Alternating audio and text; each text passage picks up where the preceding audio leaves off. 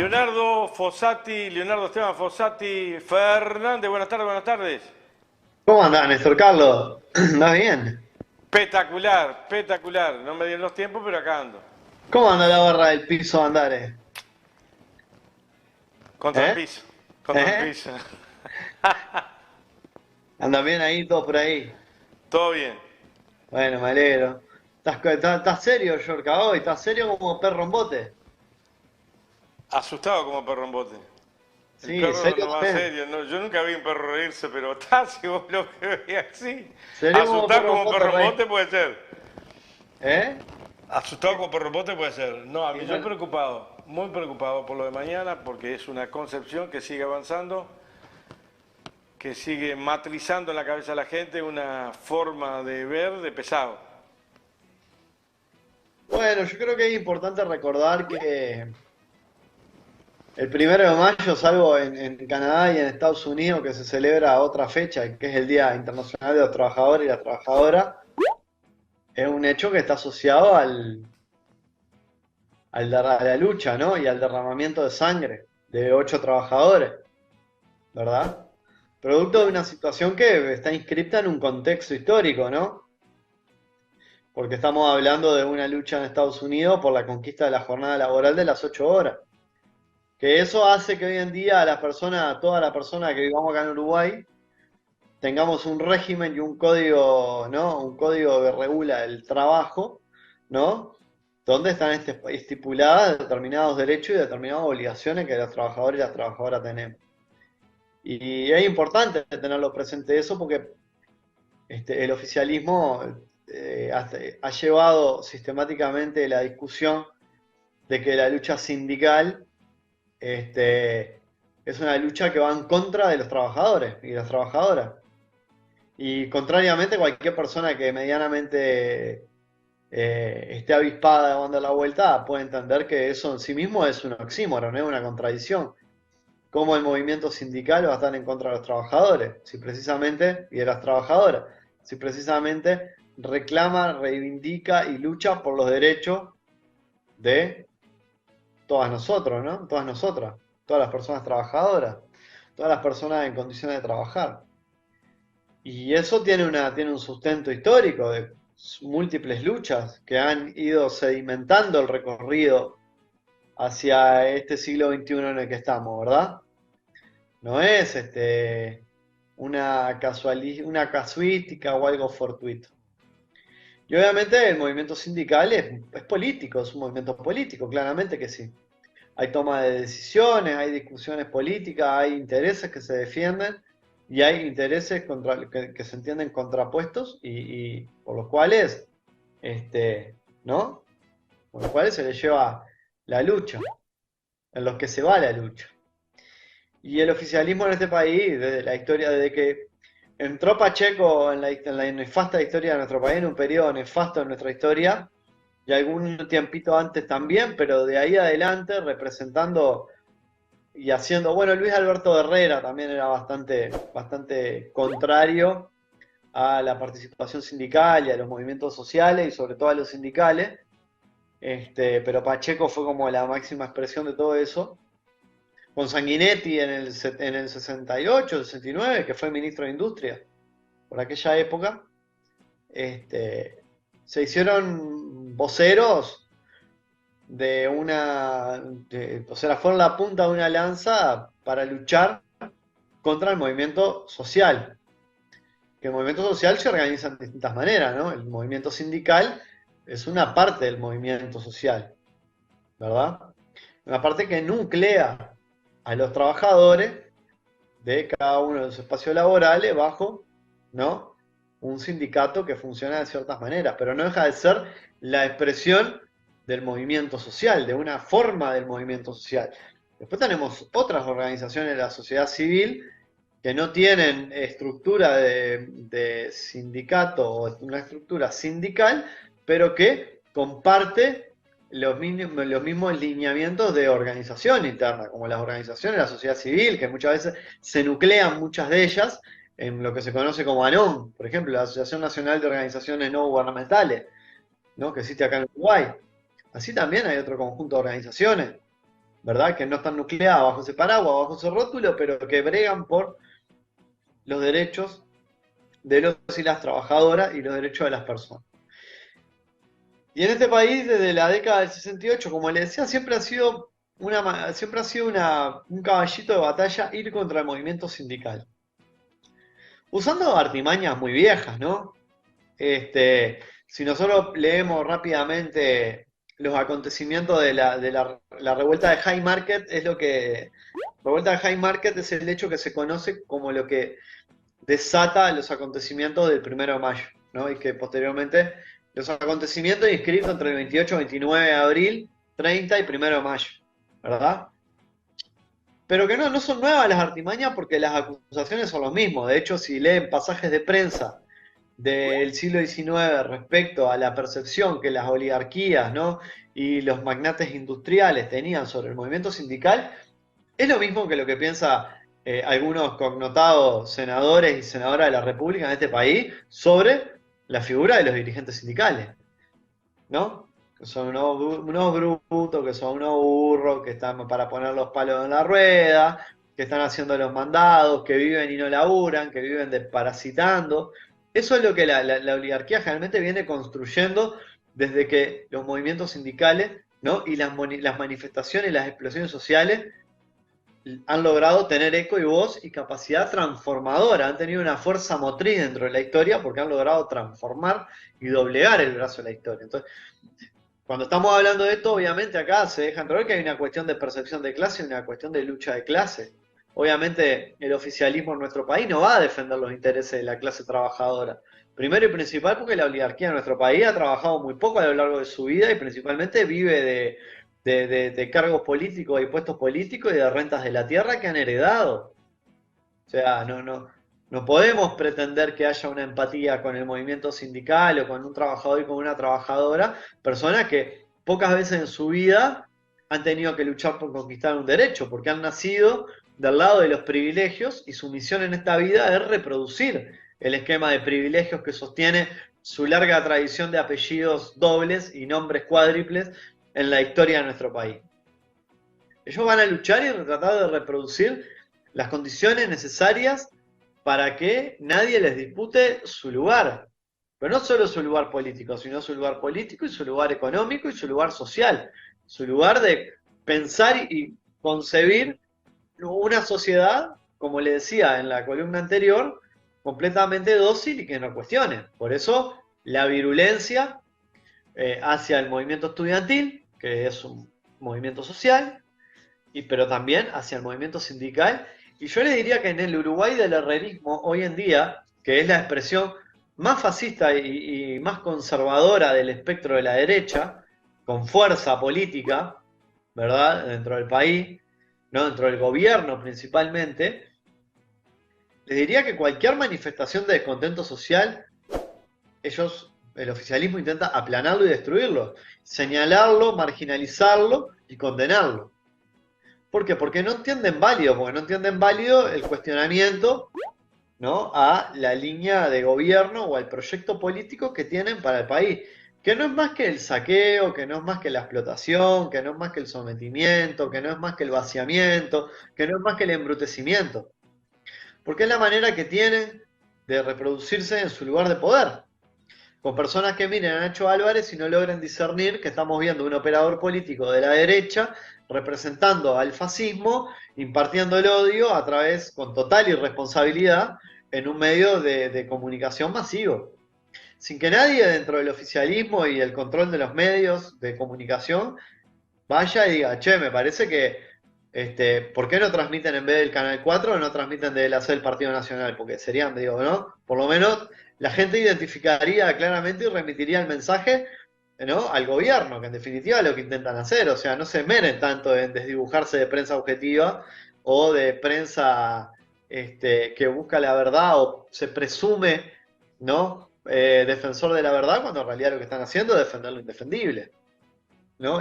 O intentar imponer a todas las personas que andan a la vuelta y media distraídas de lo que está pasando en este país a nivel de trabajo y seguridad social, ¿verdad? Es algo que está totalmente bien y es un capricho que la izquierda tiene.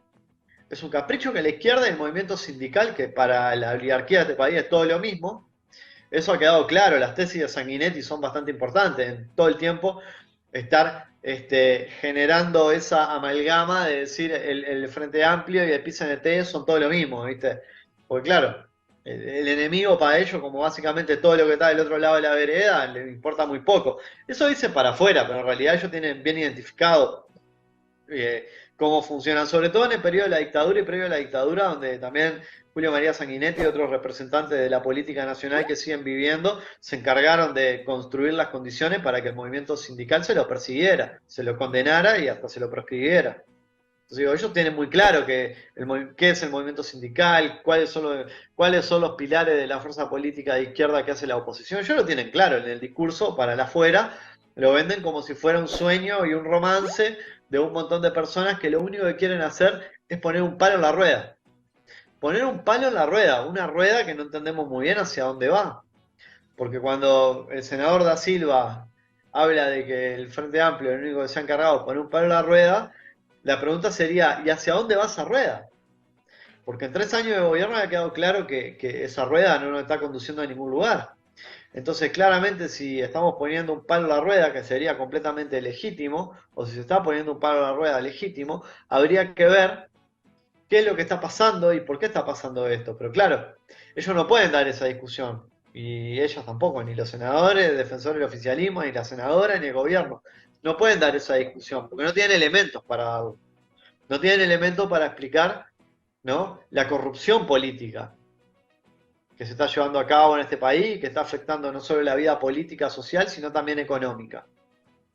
No pueden aceptar el cuestionamiento de que han utilizado el nepotismo como práctica totalmente legítima e institucional para acomodar a todos sus familiares en puestos y cargos públicos, ¿verdad? Vayan a averiguar cómo está integrado la estructura jerárquica del MIDE. A todas aquellas personas que le vendieron el verso en la campaña electoral de que el Frente Amplio acomodaba a todo el mundo y que no sé qué, y que todos eran parientes y que trabajaban y que Sendik robaba, yo les invito a que vean quiénes son los apellidos de los que dirigen, por ejemplo, el Ministerio de Desarrollo Social. Digo, a que vean un poco cómo se han ido, cómo se ha dado, cómo han utilizado el gobierno y la estructura del Estado como una forma de fidelizar a sus militantes.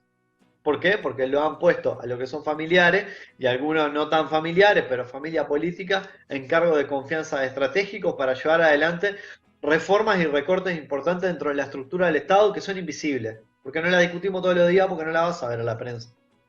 Como por ejemplo la desarticulación de los servicios de orientación y consulta de atención a la familia que existían y que eran un nexo entre la política pública desarrollada por el Estado y las personas en el territorio, lo que se conoce como la territorialización de la política pública. Ese tipo de cosas cotidianamente no las discutimos, no las conversamos y no las vemos. Pero sin embargo, escuchamos todo el tiempo esta cuestión de que quieren poner el palo en la rueda. La reforma de la seguridad social, para irme. Que bueno, hoy en día, hoy amanecía y te comentaba por interno a Néstor Carlos que leía la nota y me daba un poco de bronca. Me generaba un poco de bronca ver a Pablo Mieres, ¿no? Declarando en contra del paro. Una persona que hasta hace 3 doritos decía que él no iba a salir a la foto con los integrantes de la coalición. Pero como todo hombre tiene su precio y Pablo Mieres, ya sabemos cuál es, bueno, terminó defendiendo una reforma de las jubilaciones, ¿verdad? Que no se puede sostener en función de la argumentación que manejan, ¿verdad? ¿Por qué? Porque estamos viendo que la reforma se está llevando a cabo ajustando, primero que nada no es una reforma del sistema previsional, porque lo único que se está tocando son las jubilaciones, el sistema previsional, ¿no? Y las pensiones, jubilaciones y pensiones, pero el sistema previsional se compone de otro montón de cosas también, ¿no? A su vez, la principal variable de ajuste son los trabajadores y las trabajadoras, que vamos a tener que trabajar más tiempo para ganar menos sueldo con la promesa de que el día de mañana eso va a ir generando una compensación en las jubilaciones que hagan que el día de mañana terminemos cobrando menos. Obviamente nuestro poder adquisitivo sea menor. Que una persona se jubile en nuestro país con una jubilación que no le alcanza para vivir. ¿Entendés? Entonces, que el paro de mañana sea en clave de plantear la disconformidad del movimiento social y también del movimiento sindical respecto a la reforma jubilatoria, no puede ser nunca concebido como un palo a la rueda, sobre todo porque ni siquiera se dio un proceso de diálogo medianamente serio, medianamente informado, consensuado. Es impensable no ver nuestro país, ver la estructura demográfica de nuestro país y, o sea, no considerar que es necesario que haya una reforma del sistema de la seguridad social. Sin duda, tenemos una población que crece a un ritmo muy bajo, casi vegetativo, y tenemos una población que cada vez vive más tiempo, por lo tanto tenemos una población que se va envejeciendo y la reposición de la población cada vez es más baja. Sin duda que sí. ¿Cómo no? Eso es un dato, un hecho de la realidad y una variable que ha estado presente en la historia de nuestro país hace mucho tiempo, no es de ahora. Miren que la población de Uruguay no crece, no pasa ahora, esta discusión tiene muchos años en el tapete. Pero el problema es que no es una forma de gobierno responsable pensar que el descontento social, ¿no? Liderado muchas veces por el movimiento sindical, ¿no? Es la forma que una fuerza política tiene de ponerle palos a una rueda que no termina de quedar claro hacia dónde se mueve o con qué propósito se mueve. Y hoy veía una imagen que era muy significativa porque ilustra, ¿qué decís? ¿Me hablaba a mí, Yorka? Bueno, hoy veía una imagen, en las redes que ilustra un poco esa concepción y la imagen fue compartida por el senador de la República, un senador de la República, en la cual había una rueda de carreta pintada de celeste, ¿verdad? Con un palo atravesado con los colores del Frente Amplio. ¿No? Y yo decía, la manera de representarse que encontraron es una rueda de carreta, que obviamente no es una cuestión simplemente del azar, ¿no? Digo, tiene muchas, si lo ponemos a entretejer las representaciones que podemos atribuirle, las significaciones que podemos atribuirle a ese dibujo, son varias, ¿no? La rueda de carreta la podemos pensar como, ¿no? En esa cuestión de la época colonial, ¿no? Como a lo antiguo, a un momento histórico, a otro momento histórico, ¿no? Como a una rueda totalmente alejada de lo que sería una concepción de progreso hacia tener una sociedad un poco mejor y más equitativa, ¿no? Pero más allá del análisis de la imagen, la impronta del discurso que quieren calar es esto mismo, la del palo, el palo sistemáticamente en la rueda, ¿no? Y nuestra responsabilidad como sociedad es comprender que el movimiento social con su acierto y con sus errores expresados en el movimiento sindical y en otras formas de organizaciones, siempre ha tratado de llevar adelante una lucha por los derechos de la mayoría de los trabajadores, por ejemplo, ¿no? O de las personas migrantes solicitantes de la condición de refugiado o refugiada en Uruguay, por ejemplo, eso puede ser otra. No han ido en contra de los derechos de las mayorías que se expresan ahí dentro. Entonces, cuando Pablo Mieres sale a decir que es un error el paro, ¿no? Y que mañana se va a prever una gran actividad porque el pueblo no soporta un paro más, en realidad lo que está escondiendo en toda su argumentación, que le invito a dar la nota ahí tan subrayado, es como que la gente está engañada y que la están engañando con algo que es un capricho político, ¿no? De forma de ir instalando y deslizando como un relato, ¿no? De que lo mejor que nos puede pasar es aprobar esta reforma de las jubilaciones bajo el rótulo de reforma de la seguridad social. Un concepto más amplio, no te interrumpí, pero ahora te tengo que interrumpir. Es un No, concepto no, no, más amplio. pero sí, sí, dale, dale. Va. Es un concepto más amplio. Lo que hay en el fondo es una concepción ideológica que todo lo que hace el otro es contra, es palo en la rueda, es contra los estudiantes, es contra cualquier cosa, una investigación parlamentaria con un llamado a sala. Cuando cualquier cosa que haga siempre te van a decir contra, pero es un concepto que está instalado y que lo quieren reinstalar más profundamente para dividir aún más. Y después él habla de grieta. por supuesto, claramente. Pero es increíble y no podemos, si que medianamente queremos ser responsables, entender que las personas que somos la mayoría de este país, que nos tenemos que levantar a trabajar, a cumplir un horario para cobrar un sueldo y que ese sueldo cada vez nos rinde menos en relación a las cosas que podemos comprar con ese dinero que ganamos. Y a su vez, los menores de 50 estamos viendo que la única solución, la única solución posible a la seguridad social en este país es que tengamos que trabajar mucho más, no solo deja en evidencia una concepción de clase muy importante, sino que este, siendo medianamente responsables no podemos sentir que si nosotros estamos en contra de eso, estamos poniéndole un palo a la rueda a un proyecto de gobierno. En realidad lo que estamos manifestando es claramente un descontento. Y es importante que podamos manifestar el descontento, porque es lo que tú decís, es una posición ideológica, con esto cierro, de entender que no se puede cuestionar a la autoridad. Y cuestionar a la autoridad está mal.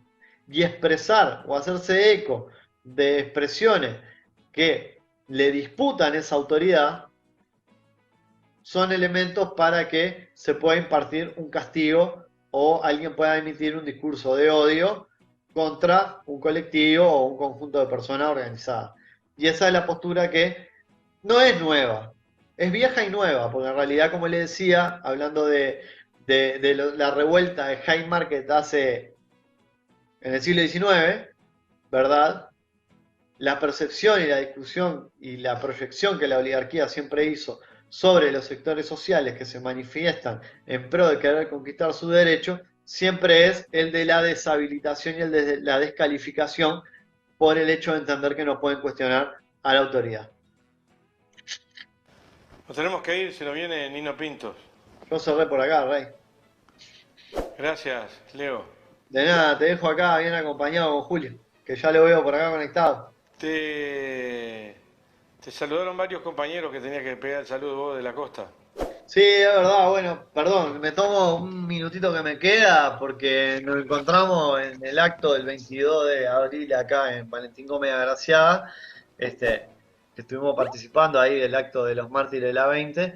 Nos encontramos con un montón de compañeros y compañeras televidentes del programa que nos dieron un montón nos manejaron un montón de saludos y nos estuvieron contando y conversando y de todo un poco.